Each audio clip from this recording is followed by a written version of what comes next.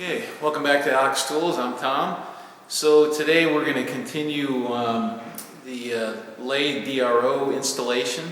I've been missing having my lathe. I've been messing around with some other stuff that you guys will get to see pretty soon. Got a new addition to the shop, and we're working on several projects right now. But I want to get my lathe back in shape and get that DRO operational. So we'll finish mounting that up and mounting the guard and routing the cables and our cable and just kind of getting that going. And then we have a little bracket we got to make on that guy also. So let's get going. All right, so we're gonna mount the cover here for this, and it doesn't quite fit the way I want it to. This carriage locking screw is kind of in the way, so it's not behaving quite right there.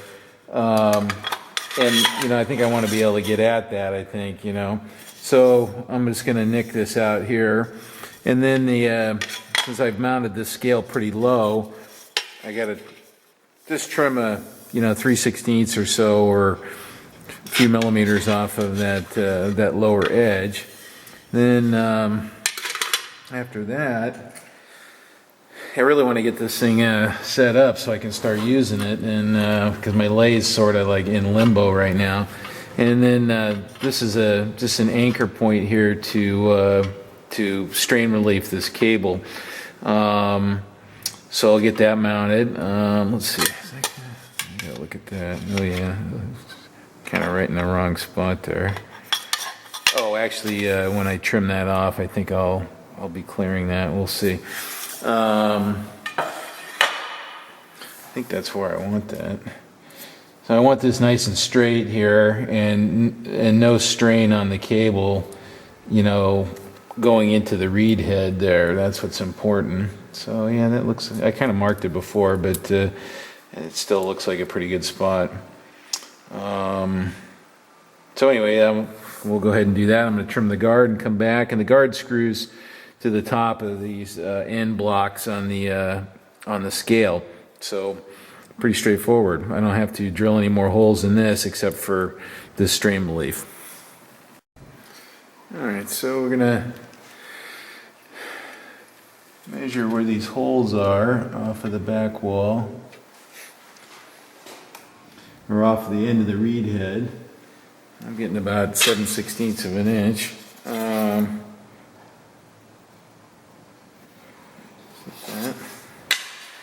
just going to scribe a little layout line on each end here.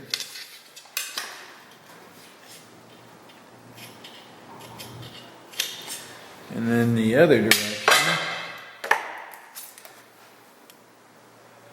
What are we? It's about 3 millimeters, it looks like. Or no, actually it's more than that. 3/16 of an inch.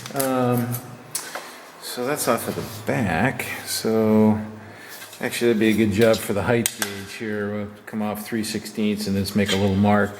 Then I'll just pop a couple holes in that and get that mounted, and see if I need to trim this anymore after it's hard on the mounted to the scale. All right, so let's give it a little center punch here, and that is a little center punch.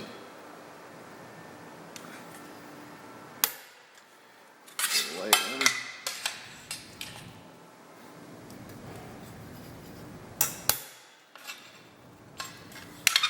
one. All right, so let's go pop a couple holes and see how it fits. All right. Some holes put in there.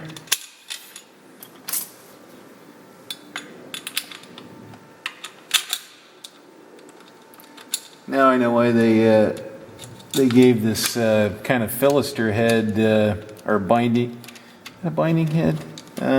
Might be a binding head screw, because it's up close to that little flange there, and screw's too long. Alright, well, let me go shorten a couple of screws. I guess that makes sense. Why'd they give such a long one then? Okay. All right, well, let me shorten them up, and I'll be right back. All right. These slotted screws, they're always a little bit of a pain to kind of try to do one-handed. So I'm going to use a little screw starter here for those of you that haven't seen one of these. So basically it's a spring-loaded device, and you put the screw in that, then you push on it, and it locks the screw into the end of that. So now you can do something like this, and it kind of holds the screw while you're farting around with it. While you're farting around with it. While you're farting around, there it goes. Okay, and you can't get a lot of torque with these. In fact, see, they pop off, but that's okay. I got it started. So let's run that down a little bit. Okay, I'm going to leave that loose until I do the other end. Anyway, it's just you see it's twisted there, but when I set it, it's lined up. Where's the other screw? Here's the other screw. So we're just going to put that in there. These are real handy, actually. You see them at the flea market, and you can buy them. They're pretty cheap. And they have them for Phillips, too. So if you get them nice and concentric like that, now you can reach into some crazy places with these. And they got them this long. They got them 12 inches long. And this is made by a company called Rimac. And I don't know, there's several styles, but these are kind of handy to have in your box. When you need one, you really need one. So, all right, so here we got the cable routed, and I got it routed through this piece of unistrut over here. So I'm running the machine through its full range of travel, trying to sort out the best routing. In reality, this cable that I got with this kit seems to be a little bit short, although it says it's for an 80-inch lathe. So anyway, I'm just sorting out, and this will probably be an intermediate installation of the routing of the cable. And when I get the Z-axis, I may redo it a little bit, depending on what that thing looks like lengthwise. So I've got basically a point here that's kind of in the center, and it's not my first choice to have it mounted right to the chip pan there. Usually you would go down and out and up the back, but it doesn't look like I have enough length for that. But on a smaller lathe, this would be plenty, and I would have this coiled up. And looking at the instructions, it looks like they kind of come with a standard length until you get into probably the really, really big stuff. So right now, I guess I'm a little bit lucky that this is wood. I'm just going to pin this here to kind of secure it, and then I run it back and forth, and I'm looking for any kind of kinking or grabbing or twisting or anything like that, and it looks okay right now. So I'm just going to pin it down, and I'll secure it there and mount it or terminate the plug in the box, and get this thing fired up and make sure it performs as expected. So right now I'm just going to use a trusty cordless and bugle head screw here.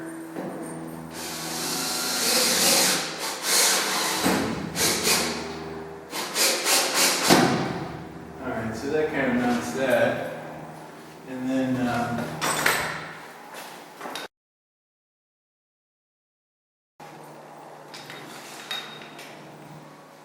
alright, that's extreme travel that way.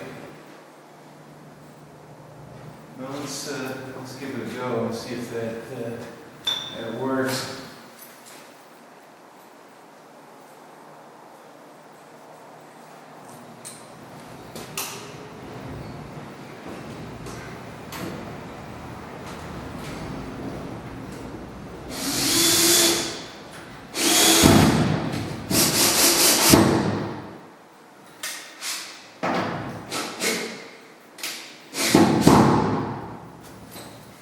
putting it about the same height as this, and then I'll run it back the other way, see what it looks like.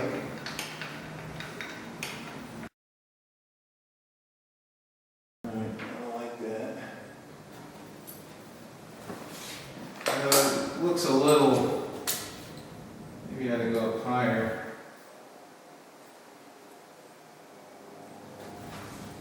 How much do I have here?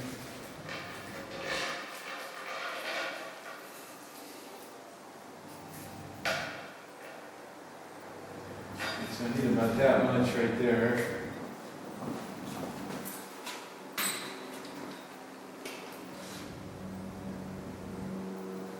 Get pretty close.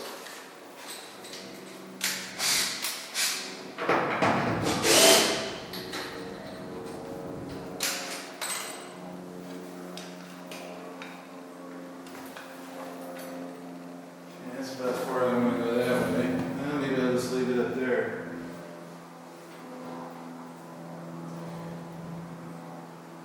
Actually, this is the limiting end here.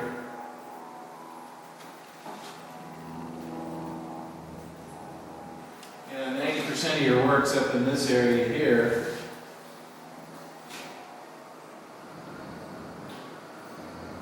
Well, I think I'm going to terminate this end, see how much slack I can generate here. It's okay. I don't like it flopping like that. I like it a little more under control, but I also want to use it too. I'll probably call these guys on Monday and see if I can get a reed head and a cable that's longer than this standard one here. So anyway. Okay, so I got the guard mounted. I got the cable routed in a way that I can test it for a while and see how it behaves. I'm kind of reserving judgment on the cable routing right now, and I'll show a little more of that a little later on, how I did it. Now, I know myself really well, so it's really tempting right now to plug the thing in, fire it up, and start messing around with it, right? So there's one more bit left here, and I mentioned it in the first video. That's super important, and if I don't do it now before I turn the thing on and take care of it, I'll probably forget, and then I'll have a problem. And what that is when you move the tailstock back and forth, okay, if you come running up here, you know, you're not thinking about it, you run the tailstock up here, you can smack into this guard and smack into this the reed head on this guy down here, and that's down in that area down there. Hopefully you can see that. Anyway, so I'm going to stop. I'm not going to turn it on, even though I'm sorely tempted. And I'm going to make up a little guard so this can't crash into that. And let's shove that back out of the way. Let's get the light down there. So the other thing I wanted to do is, you know, this tailstock's kind of heavy here, right? And I've often thought about power feeding the tailstock, okay? And one way you can do that is to couple the carriage to the tailstock. So what I'm going to do is, it doesn't cost me any more time-wise or design-wise to incorporate that feature into this bracket. And then I can just drop a pin in here, connect these two together, and you know, when I power feed the carriage like this, it'll tow this along with it, okay? And when I'm not using that feature, it's an anti-crash guard for the reader head. So I made a little sketch here. That's sort of what it's going to look like, and then there'll be a receiver piece that comes off of the tailstock, and then you know, some kind of bolt or pin or something will drop through there and connect the two together. So I'm going to go ahead and get started on that bracket, and I'll probably show a little bit of that work, and then we'll get it mounted up. All right, so we're just going to do a little layout on this block here. I'm just going to use a combination square and a scribe, and because what I'm going to do is I'll bandsaw most of this junk out of the way, and then mill the edges a little bit to clean things up. Alright, so this is going to be my reference edge here,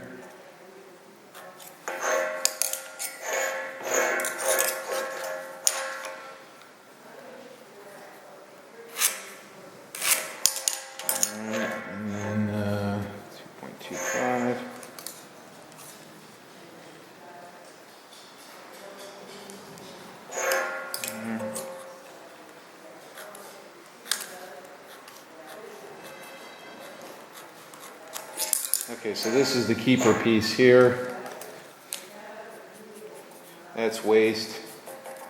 Okay. All right. Next is going to be, let's put a center line on there. So it's half of 3 3/4, 3.75. So 1.5 plus 3/8, 1 7/8.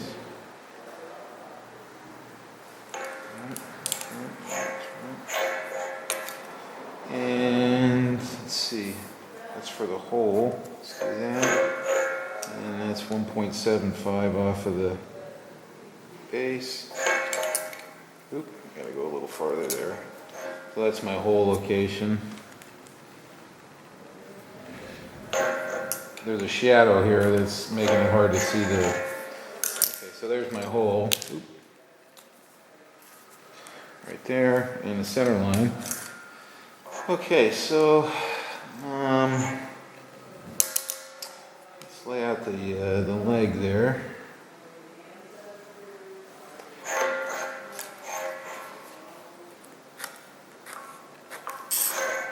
And then somewhere, 1 1/4.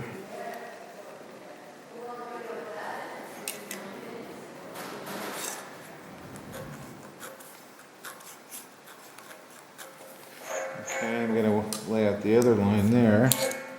So here what I'm doing is I've laid out from one side 5/8, and then I know the other wall is 2.5 from that. So what I'm looking at is I'm looking at the 2.5 mark, and I'm laying on the my first scribe line, which without doing any math now I know is 3 1/8, 3.125. That. And then I'll drop this way just to make sure that it's nice and square. Okay. Alright, so there's the basic layout. And then this is waste also. Okay. Now, stylistic points. This is pretty, pretty battleship looking, eh? So you can see here I was playing around with what it might look like, you know, if we clean it up a little bit. So these will have holes going down through them. Big chamfer. I don't want this to get too thin here.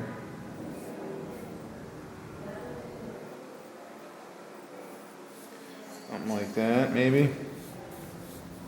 Looks a little better, right? Around that.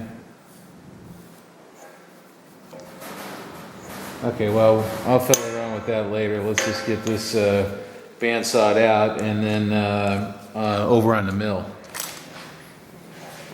Oh, and then the mating bracket's going to look like that.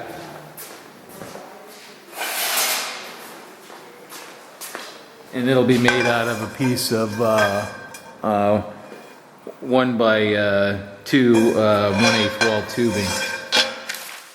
Alright, so over here in the mill, we're going to do a little cleaning up on this thing that got bandsawed out.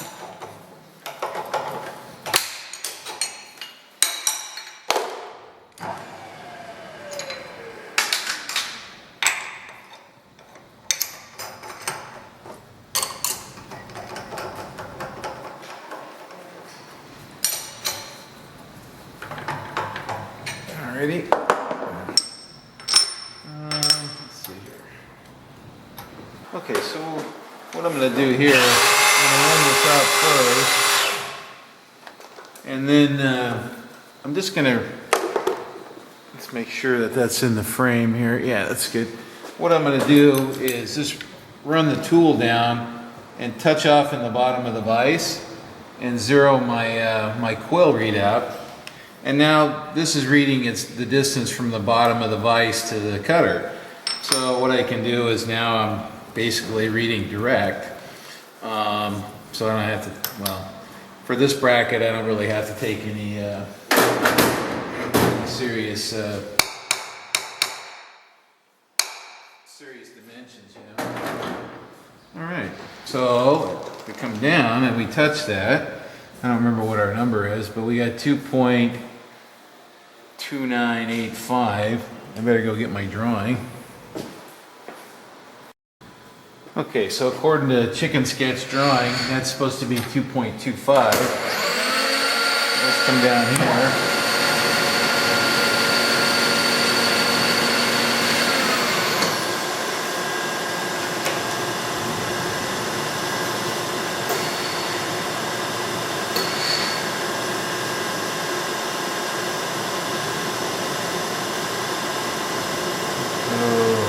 Let's do that for initial.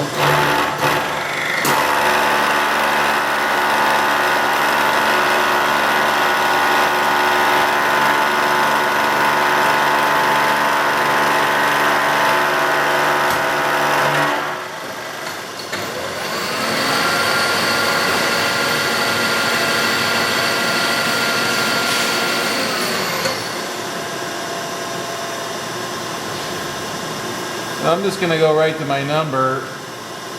Like I said, this isn't a fussy bracket.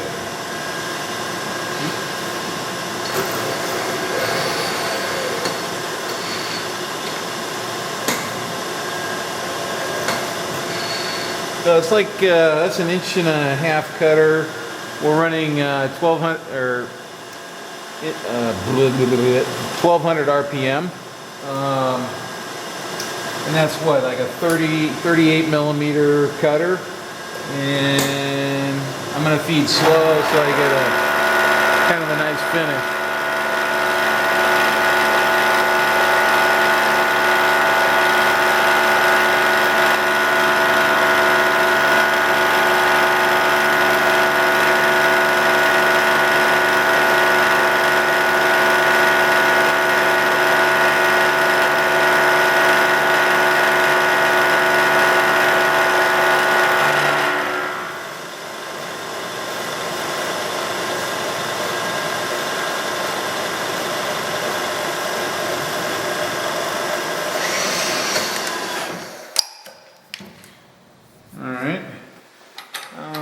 Let's see, let me deburr that.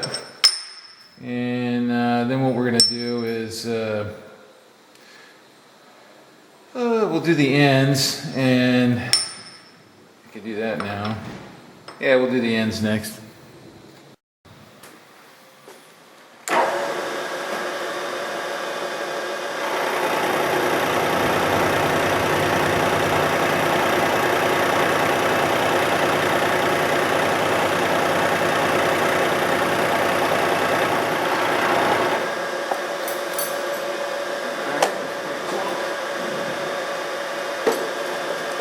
Pretty close to a cleanup. Give it a couple thou and come back the other way.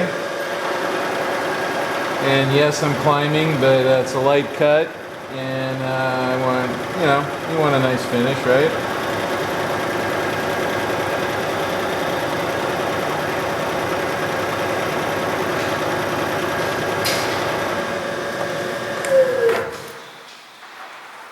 Yep. Okay. Good. All right, so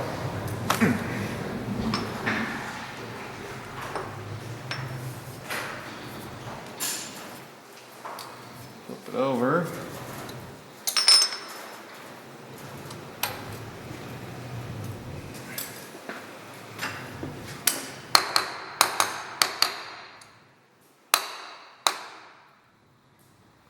So what I'm doing there is I'm checking the parallels. With my finger. I'm just going to come up, get a little cut, and basically I'm just going to get enough of a cut that I have a spot I can measure on. And not quite. Down at the bottom where it's a little harder to measure. Let me do a little more.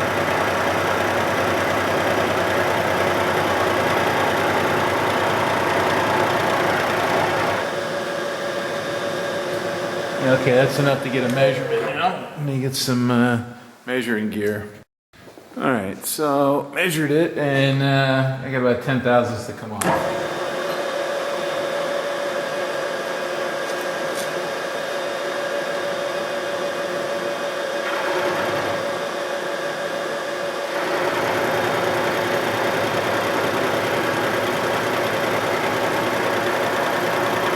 This tool is a high-speed tool, so I slowed it down considerably for this. We're about 400 RPM, something like that. All right. I'm just going to the number now. It should be a finished cut.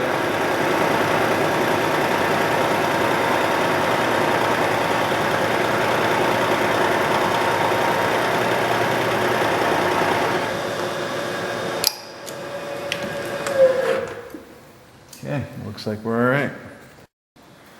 Okay, so now I'm going to cut some of this out here. And I'm going to use that same technique. I'll come down on top there and zero my quill. And I have a number in there, which is 1.25 inches. So I don't have much to come out of there, so watch out.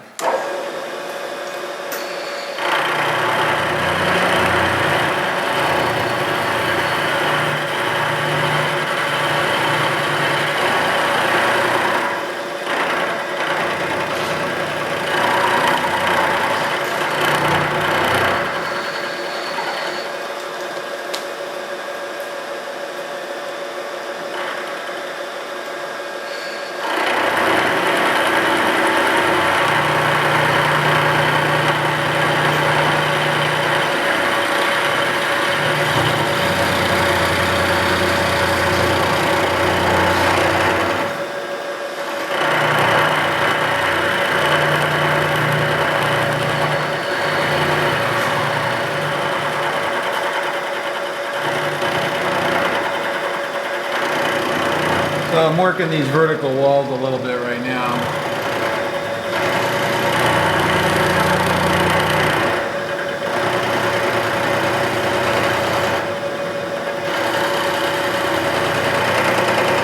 And I don't know if you can see it in the video, but I still got scribe lines here that I'm looking at. You know, just they're kind of guiding my work right now till I get a little closer, and then I can I'll just take some measurements and compensate from there. Good spot on this.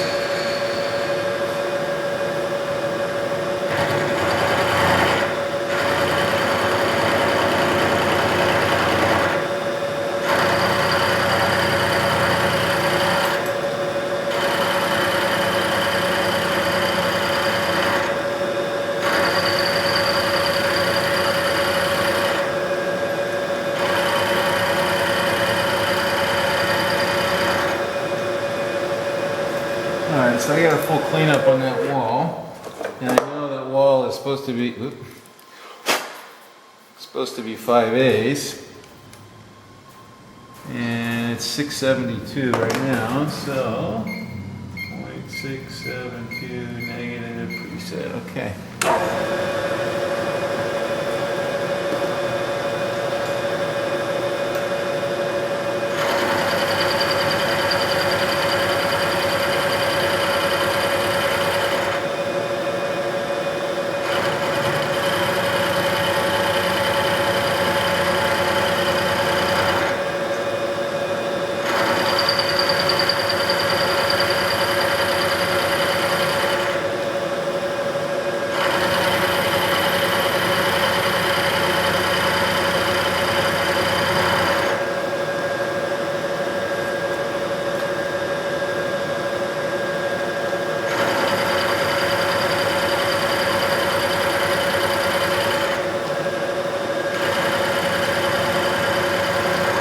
Okay, last cut, 625.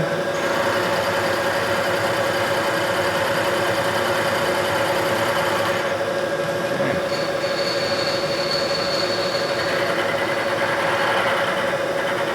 Back on that wall.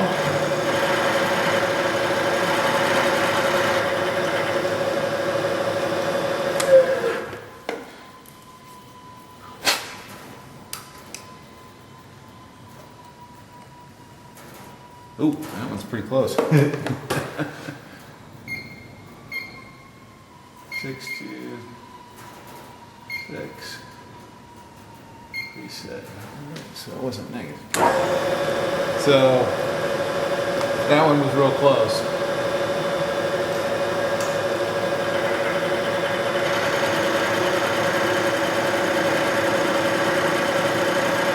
So that's a case of being lucky rather than good, right? So, okay.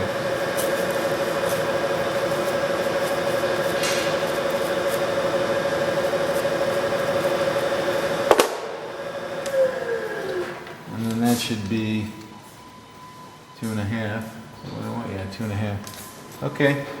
I'll pick up a corner and we'll poke some holes through that.